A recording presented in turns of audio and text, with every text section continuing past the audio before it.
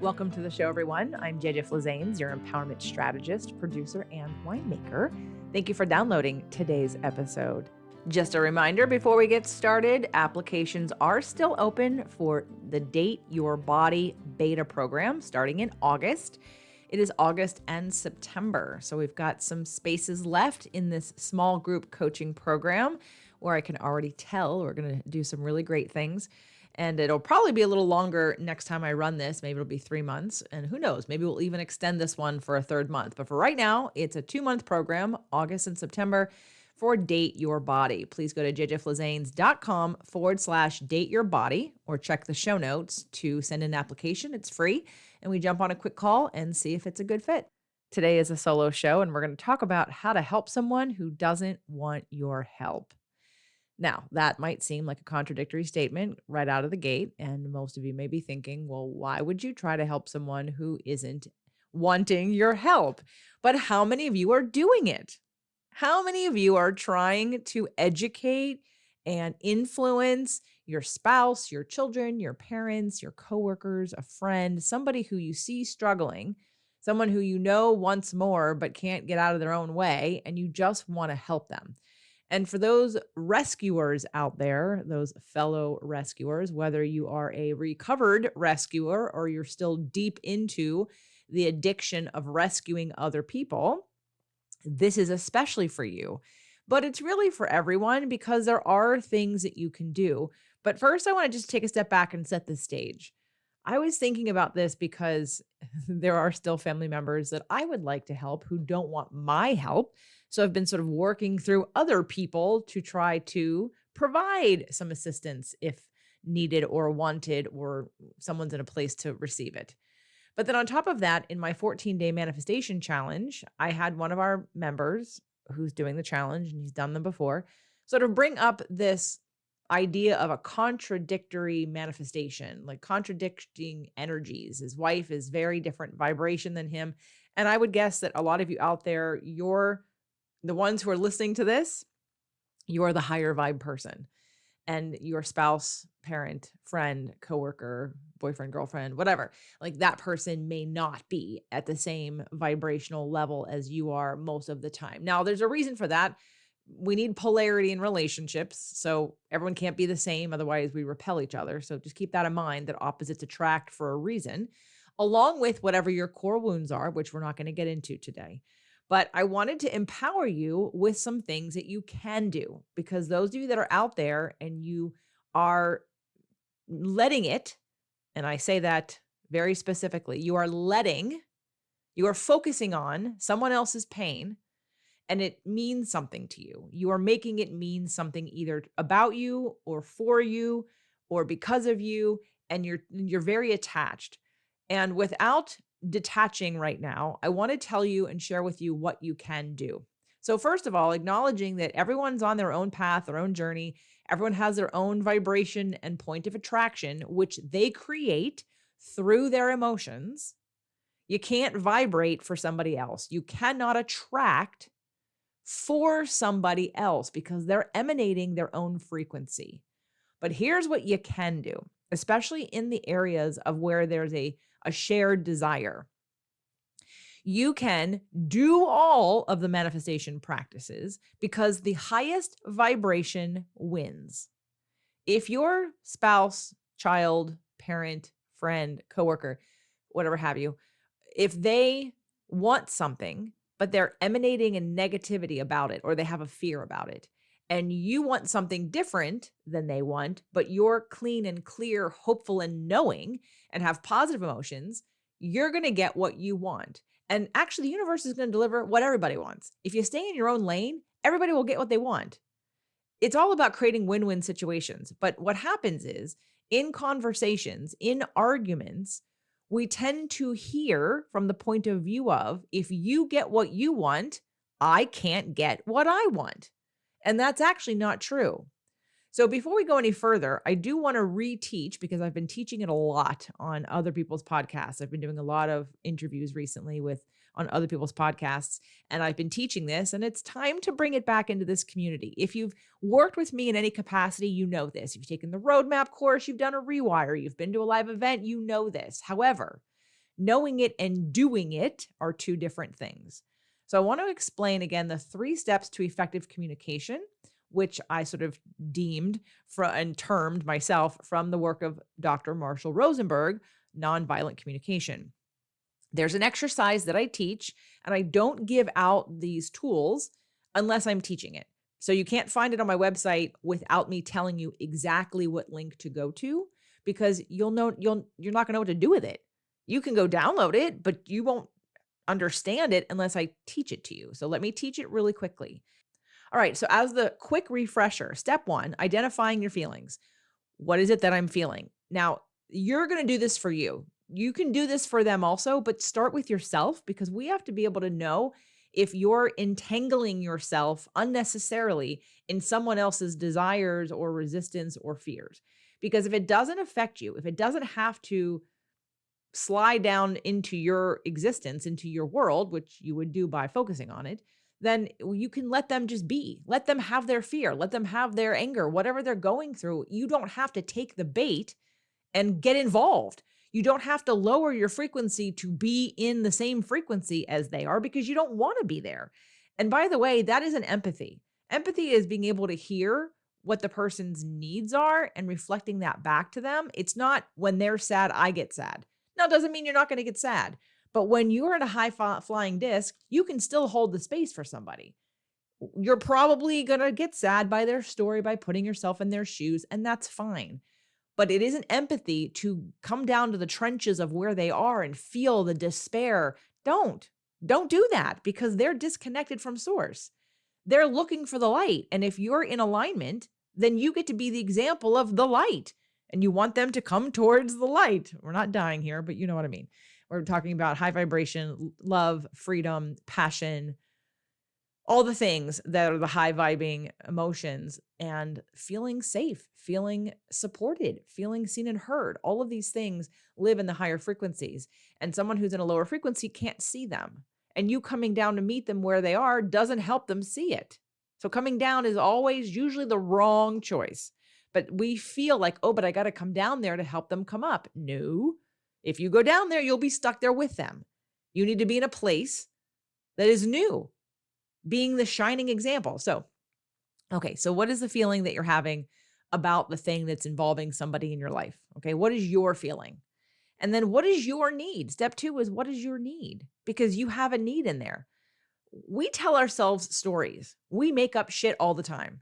We say, well, if he or she gets that, then that means, enter the interpretation, that I can't have this. And you know what? I'm going to say that 95% of the time, that's not true at all. Just because that person wants something and you have an interpretation that says, because of that, then you can't get what you want, I'm going to invite you to say that that's really not true. So it is on you. It is your job to first uncover your own need and get your own need met. So step 1 is the feeling. Step 2 is the need. Now, there is a list that I provide in all my courses, and when you come to an event and when I teach this, it's the feelings and needs list. And if you're new to me, or if you haven't downloaded it, or it's been a while since I actually have taught this, I believe it's episode 113 or 115 or 118, something like that, in Fit to Love, which was literally 10 years ago.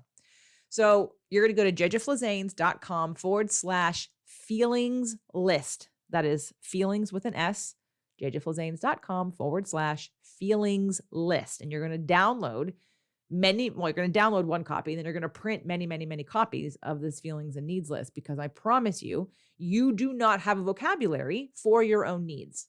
You do not understand all of your needs because you've identified needs as being needy or dependent or weak. And therefore, you don't recognize your needs. We've been taught to act as if we don't care, yet what we're doing when we manipulate others is trying to get our needs met. But we're doing it unconsciously or subconsciously because we haven't identified it consciously. So I'd love you to go download, if you haven't, the feelings and needs list, jjflazanes.com/feelings list, and do this exercise. So if you're listening on the podcast now, maybe pause it or stop it or continue it, but revisit this part when you have the list in front of you. So you're going to identify your need or your feeling first, then the need that's not being met, that's creating the feeling. Now, it also can be a perception of the need. You may think you're not getting it met, but in the case of a love language, so let's say, and this has happened over and over again with couples or people that I have worked with, where they don't feel loved by their spouse, but their spouse's love language is acts of service and their love language is touch. And they're not noticing, they're on the frequency of noticing all of the acts of service because they're waiting for the touch and they're not getting the touch. So they're interpreting my spouse doesn't love me and they're not attracted to me. Well, that's because you're not noticing all the ways they're loving you in a different frequency that you're not attuned to. So that's a case of a need that's not being met. It is being met. You just aren't receiving it because you're not on the frequency to receive it because you don't recognize it because it's different than something that you would normally do. So any negative emotion is coming from a need or the perception of a need that is not being met. So please, when you look at the needs, this is what you're going to uncover. Now, the third step of this process is to, once you understand the feeling and the need that's not being met, is to come up with a couple, two or three strategies to get the need met that do not require anyone else to be different. Did you get that? Okay, it's very important that you don't turn around and say, so I'm thinking about a client who is now getting her needs met of fun and play and adventure through a new friend. And now we can lay off trying to get, not that that person was pressing onto their husband, but even the case of me sometimes with Doug, like I want to go dancing and he doesn't always want to go dancing. So I can't make him go dancing. So I have to find other people I can go dancing with or go by myself, which of course I do now. But you don't look at your spouse or your partner or your parent or your sibling or your coworker and demand they change so that you feel better and you get your need met. That's not how this works. So I want you, before we look at and work on, and I promise I'm going to give you things to work on that you can actively do to help the people around you. Okay. It's a law of attraction practice. It's very effective. But before we get tangled in that, I want to make sure that you're not misinterpreting and making up stories, which you probably are, about your whoever, your person getting their needs met, which then somehow is going to mean you don't get yours met. All right. So if part of holding the space for somebody, and for those of you that are coming to the Embodied Healing Intensive in October, or, those of you that are interested in coming, like you learn how to hold the space for somebody. Now, it is easier when you don't live with them, when you're not related to them, when you're not involved with them on a financial level, on a, you share property together, of course, because you can kind of be a little bit more neutral in a case where you don't know the people very well, or they're just friends, or you've just met them. But it is a place to start and to notice your habits and patterns when someone starts to get upset and you rush in because their sadness or their anger or their frustration tickles a wound inside of you, and all you want to do is to soothe them back to calm so that you feel better. This is what I want you to learn how to do, to hold space for people in your life and to recognize when it's your shit, not theirs. Ideally, I mean, that's what I worked on in my last relationship. Literally, when there was an argument and I noticed I was being defensive, I thought, okay, well, I can't say to you, you go to therapy and change the way you talk to me. I thought, well, if I'm healed, if I'm good, then I quote unquote should be able to stand here and listen to your grievance. I should be able to receive your pain and your words and your desires without being triggered. If I'm triggered, then the pain's inside of me. That's my wound. So I can go do something about that, which I did. But most of you don't understand that because you're so conditioned to play off of the other person's emotions. How many of you men, and I love, if for all of you men that are listening that are heterosexual, and because I'm going to say, yes, heterosexual, because heterosexual couples do this more than I think homosexual couples, unless you're lesbian. In that case, that's a whole different story. But for those of you men in heterosexual relationships, how comfortable are you with your partner, your female partner crying? Does it totally wreck you? Do you just want to sweep in and soothe it, fix it, make it go away? And vice versa. If you're in a lesbian couple, is that the same thing for you? Or in reverse, women to the men or women to women. If another woman is upset, do you just want to soothe her and calm her down and tell her it's okay and pat her shoulders and hug her until she stops crying? Or can you hold the space for her. And I say her because usually women cry more than men. So I would love men to cry a little bit more. That would be awesome to let your feelings out. And women, we would enjoy that. But most people don't know how to hold the space for somebody else. Because what happens is it triggers inside of you this similar emotion that's about something different, and it makes you uncomfortable. And so you rush in to get them to stop emoting because it bothers you. If that is you, you got your shit to work on. That is something that's you. That's on you. So if we're trying to control or influence somebody else in order for us to feel calmer, then we can't do this. This is unclean. This is why I wanted to start with this, because I want you to be able to identify and empower yourself to get your own needs met, to understand what they are, and to let your partner, friend, parent, spouse, child off the hook. It is not their job to bring you happiness. It is not their job to console you. It is not their job to heal you. It is their job to be in relationship with you, but that takes communication. That takes an agreement. That takes a partnership that you can work on and you can build. But it isn't their job to conform to whatever pleases you because you aren't willing to deal with your shit. Okay? So I just want to start this podcast off with that because I want to make sure it's clean. All right. So in the case of you've gotten your own needs met, you have a partner. In the case of the 14-day manifestation client, his wife has low vibe and she isn't really interested in participating in the high vibe things he wants to do. And she kind of assumes that he's going to be the one to lead them. And that's all fine. But here's what he and you and I can do for the people in our lives while we're effectively holding the space for them. We're allowing them to experience their journey. Give them the respect of allowing them to experience the consequence of their choices and of their feelings. If you swoop in and try to fix it for them, they never learn or take responsibility for themselves. So you're allowing the space. That person's negative. Okay, cool. So what can you do though? What can you do about it to not only help them and help you? So we've used law of attraction a lot in the manifestation challenge, in my programs and my courses, on this podcast to empower you. And that's what we want to do, is to empower you. And when you look at your point of focus, when you look at something that doesn't please you or someone in pain, of course it's going to bother you. Of course you're going to want them to, hello, I'm doing this podcast. And it's because how many people are suffering? My best shows come from the muse of my clients and people that I've seen, or something I've seen on television, or something where I want to speak to the suffering that's unnecessary, where I want to give somebody a tool that they can use for the rest of their life so they can change and transform how they interpret and take in the world so they can get what they want and they can be happy and they don't have to wait for anybody else to do anything. So in the case of, think of somebody in your life that you would love to see them flourish more. You would love to see them get what they want just because you want them to be happy, because hey, it's fun to be around happy people, right? It's more fun to be around happy people than it is to be around angry, depressed, negative people. So how do we help them without blaming them or shaming them for being negative? Well, you do what is probably the hardest, but is the cornerstone of law of attraction, is you focus on a reality that you want to see and you emotionally respond to that reality that you can't see.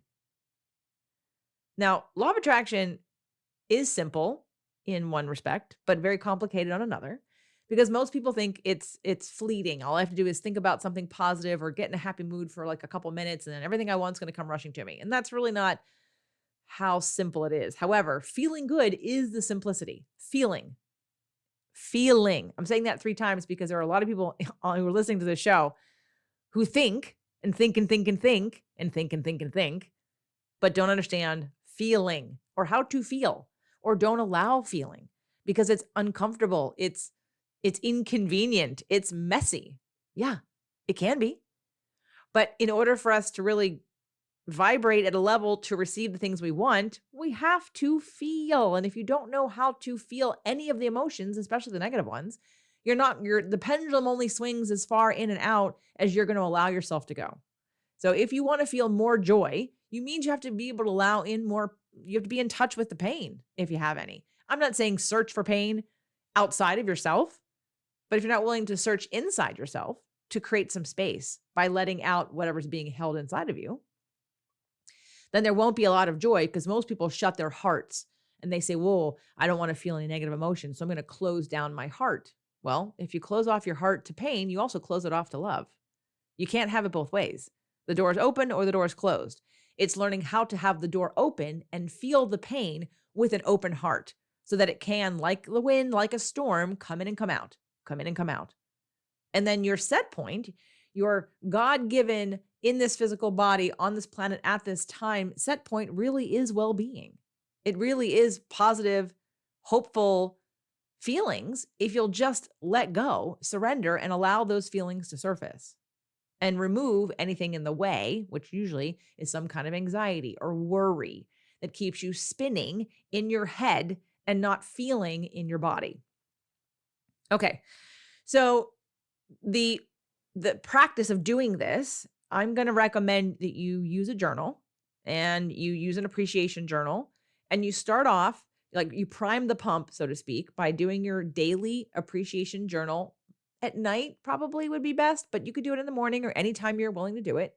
And you write the things you appreciate. You make that simple. It's a simple, I appreciate my house. I appreciate Doug. I appreciate the cats. I appreciate my mom is coming to visit. I appreciate my clients. I appreciate you guys listening to this podcast. I appreciate that I had somebody join Date Your Body yesterday. I appreciate all of the wonderful fruit that I have on my trees that I'm giving away. Okay, so that's what you do. You appreciate on a list and you fill up the whole entire page. In fact, fill up the left-hand side. Now on the right-hand side, I want you to focus on what you're looking forward to.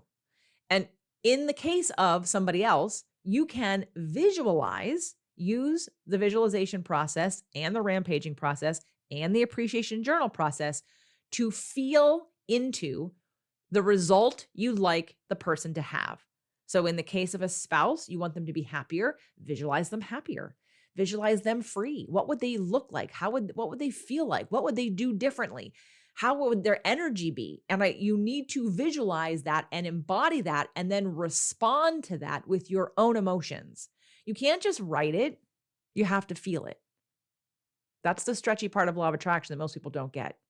You have to feel about something that does not exist yet in the physical form. It does exist non-physically. The minute you launch a rocket of desire about it, you ask and it is given. It just lives in a frequency you're not currently occupying. So if you know that version of your person lives in a different frequency, then you need to get to that frequency to experience that person. Yes? Now, it may be fleeting. It may not immediately make a huge change in that person, but you're going to be happier. You're going to pull from them because in life, whatever frequency you're on is going to influence others around you. If you're in a low frequency, then you're going to meet and match with and vibrate with and resonate with someone else's negative frequency. So what you're going to pull out of them, what you're going to be aware of is like frequencies. So if you come into a situation expecting someone to be a certain way, they're going to show you whatever it is you're expecting because you're on that frequency. If you want to change their response to you, you have to change how you're coming in. You have to change your vision of them. You have to change your expectation of them. So if you practice, I promise you will see some results from this. If you practice seeing them, believing, knowing that version of them exists, and to see them happy and vibrant and abundant and whatever other words you want to put in there, and you respond to that visualization with your own emotions about it, and you don't get so caught up in the what is meaning what you see. Because if someone misbehaves and you call attention to the misbehavior, then you're just going to keep seeing misbehavior, whatever that means to you. And I don't mean they're wrong. I'm just using that as an example word because in your mind, that is what you think. They did something wrong. You don't like what they did. But if you keep focusing on what they keep doing in your reality, you can't help them vibrationally ever get to a new level. So I hope that makes sense. Please let me know if it doesn't. It is the hardest thing to do, but it is real and it does work. And it is actually what law of attraction is. Law of attraction asks you to vibrate at a frequency where the things you want exist, but you can't see them, smell them, taste them, touch them, or have them yet.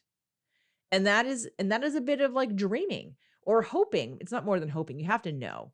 You have to know. And here I am telling you to know that the version of the person that you want, the version of the situation that you want, it exists. It 100% exists, just not where you are vibrating currently. And you have all of the power to get to a vibrational point where you can evoke, you can attract more of what you want at that level.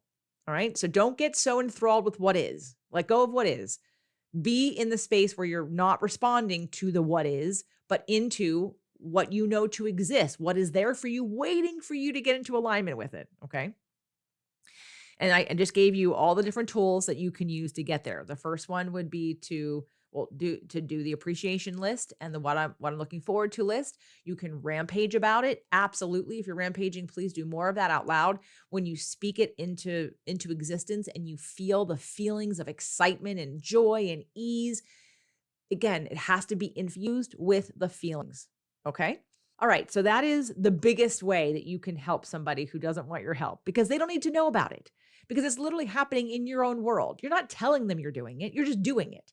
And what's going to happen is you're not even going to respond to them anymore like you normally do. You're not going to be nitpicking. You're not going to be looking for what's wrong. You're going to be looking for what's right.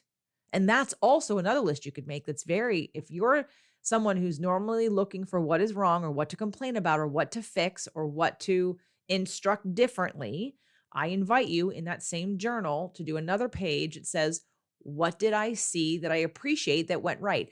In my last relationship, that's one of the things that I did do. What do I appreciate? So there were a lot of things I didn't appreciate, but that was my dominant focus. The stories in my head were what I didn't appreciate, what I didn't want, what I didn't want, what I didn't want. And the way around that was to appreciate daily what I did appreciate. And I saw it work. Absolutely. So, and it makes you feel better and you become a master manifester, because when you can do this, you do this about anything. All right. The last thing that I want to suggest that you do to help someone who doesn't want your help is to be the example. Do it for yourself. Do all the things. Be abundant, be healthy, be happy, because it's infectious. People want to be around people who see life differently, in a positive way, more positive than them, right? You provide hope. And when you can transform and someone else sees it, they're going to want to know. They're going to say, okay, I see it working for you. All right, help me out. Tell me how to do this, right? Now, not 100% of the time, but I bet if you were just to focus on you and make you the best you could be in all the ways, abundance and health and joy and happiness and healing, they're going to notice and they're going to be affected by it. And without any conversation, they will adjust the way they act with you. Because again, vibrationally, you've changed. Therefore, you will be pulling new things out of them. And I've heard this happen to people in my groups. So I don't have to give you necessarily an example, but I've had plenty of them where all of a sudden the spouse is interested or the mom's interested in something that you were trying for years and years and years to get them to be interested, but then you let go and you focused on yourself. You can still be loving, of course, and have a relationship with people, but don't be so invested in trying to get someone else to change if you haven't done the work first. You focus on you be the best you be the shining example of how it works, and I promise more people will get on board and be affected by that. You have more power than you know on how to affect other people just by you being the best you can be. I hope today helped.